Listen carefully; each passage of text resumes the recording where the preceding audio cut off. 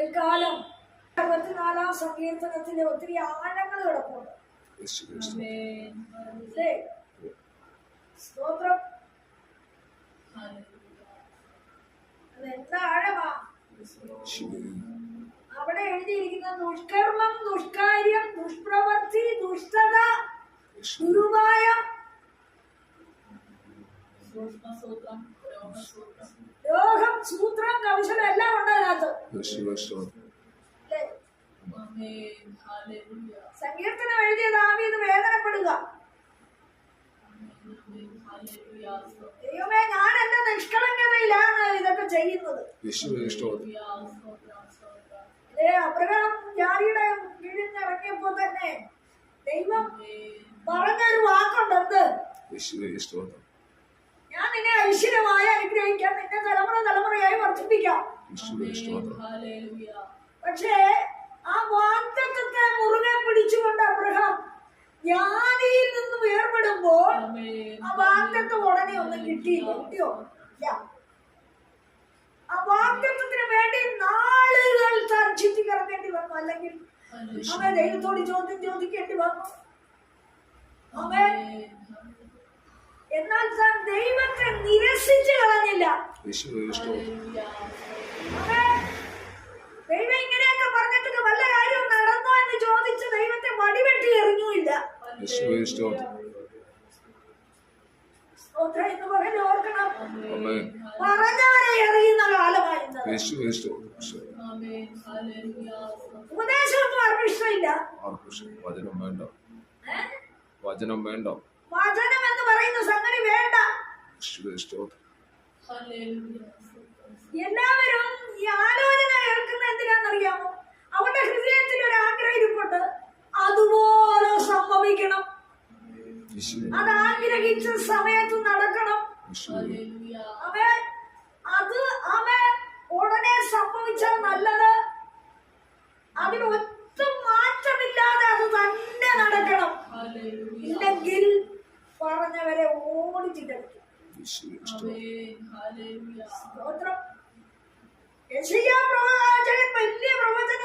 വലിയ പ്രവാചകനാണ്. പക്ഷേ രാജാവിനോട് വന്നിട്ട് പറഞ്ഞ് മരിച്ചു പോകും.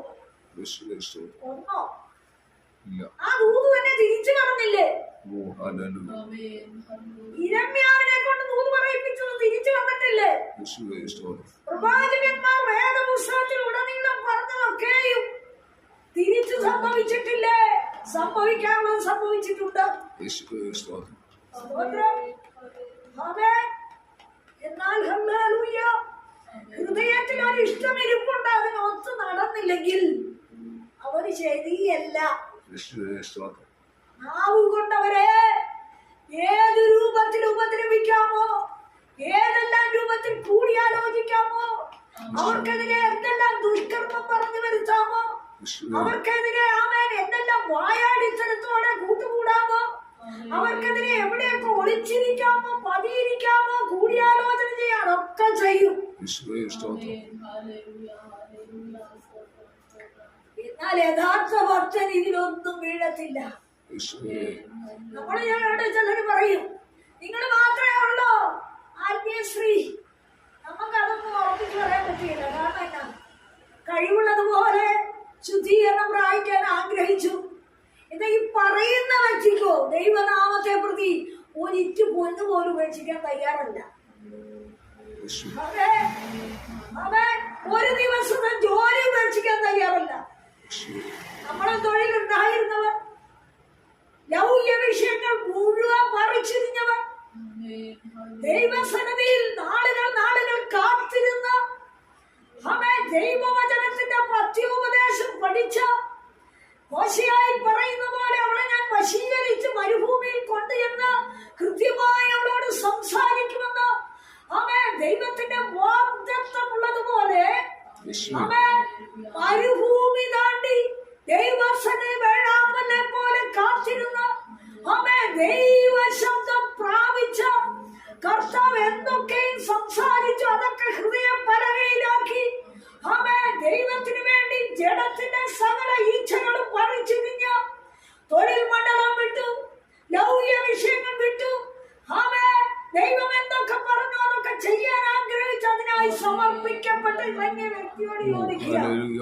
സ്തോത്രം സ്തോത്രം. നിങ്ങൾക്ക് എന്ത് വിശുദ്ധിയാണ്? യേശുവേ നിങ്ങൾ പരിശുദ്ധയാണോ?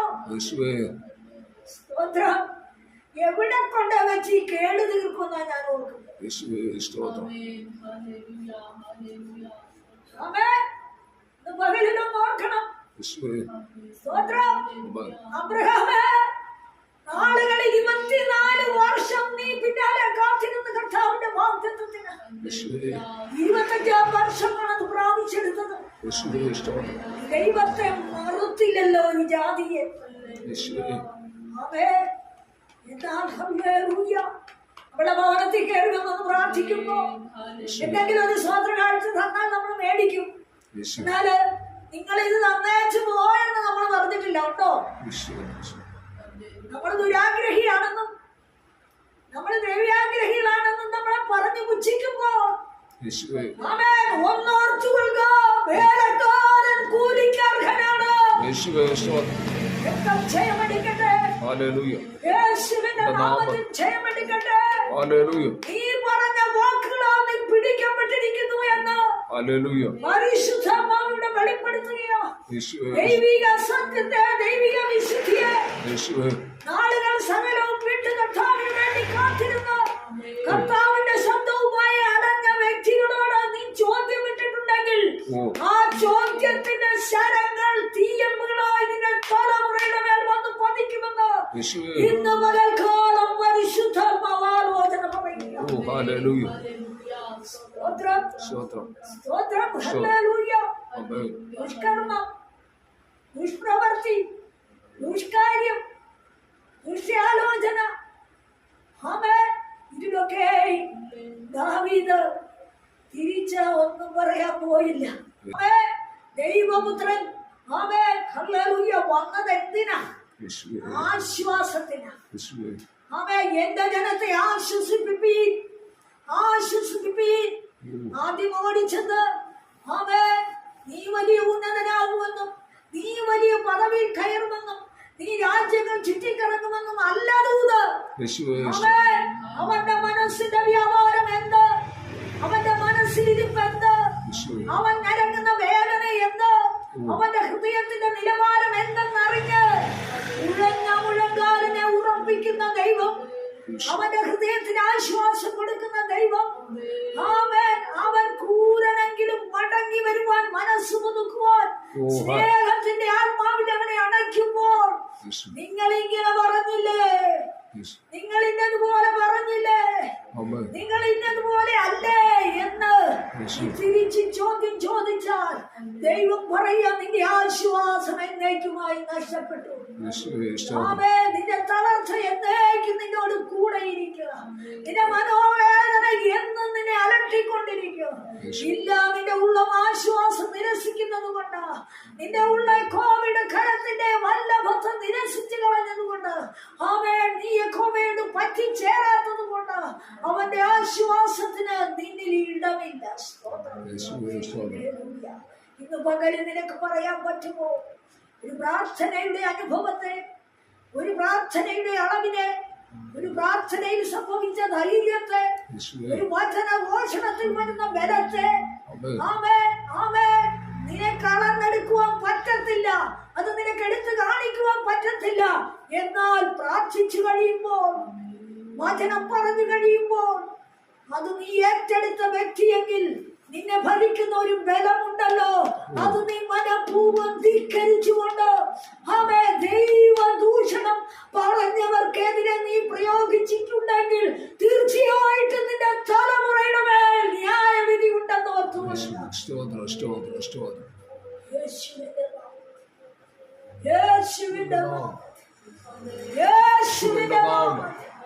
മനം തിരിഞ്ഞു മടങ്ങി വന്നാൽ നല്ലത്.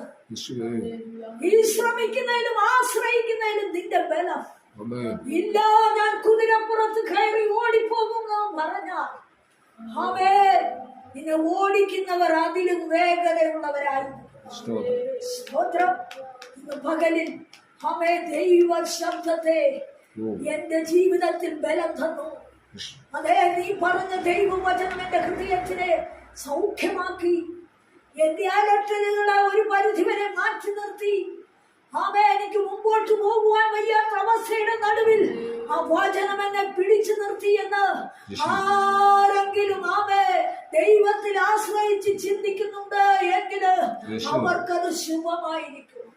ഇല്ല, പറഞ്ഞവരെ ധിഖരിച്ച്, അവർക്കെതിരെ വാടകോരി, അവർക്കെതിരെ ദുഷ്കർമ്മം പറഞ്ഞ്, അവർക്കെതിരെ ദുഷ്കാര്യം ചെയ്ത്, കൂടിയാലോചന ചെയ്ത്, വായെന്ന വാളുകൊണ്ടവരെ ആമേ ആട്ടിക്കൊണ്ടിരുന്നാൽ, ആമേൻ, അവർക്കെതിരെ പതിയിരുന്ന് അവരെ കൊല്ലുവാൻ തക്കവണ്ണമുള്ള ആമേ എതിരുകൾ കൂടിയാലോചിച്ച് ചെയ്താൽ, അവരെ അടച്ചു കളയുവാൻ, അവരെ തകർത്ത് കളയുവാൻ, അവരെ മാധ്യമത്തിൽ നിന്ന് മാറ്റിക്കളയുവാൻ നീ പോരാടുന്നെങ്കിൽ നിന്റെ മേൽ വരുന്ന ശാപം നിന്റെ തലമുറയ്ക്കായി വന്ന് ഭവിക്കുമെന്ന് ഇന്ന് പകൽക്കാലം പരിശുദ്ധാത്മാവ് ആലോചന പറയും.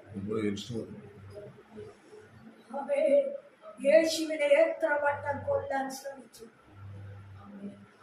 യേശു ആരെങ്കിലും കൊന്നിട്ടാണോ? യേശു ആരെങ്കിലും പള്ളു പറഞ്ഞിട്ടാണോ?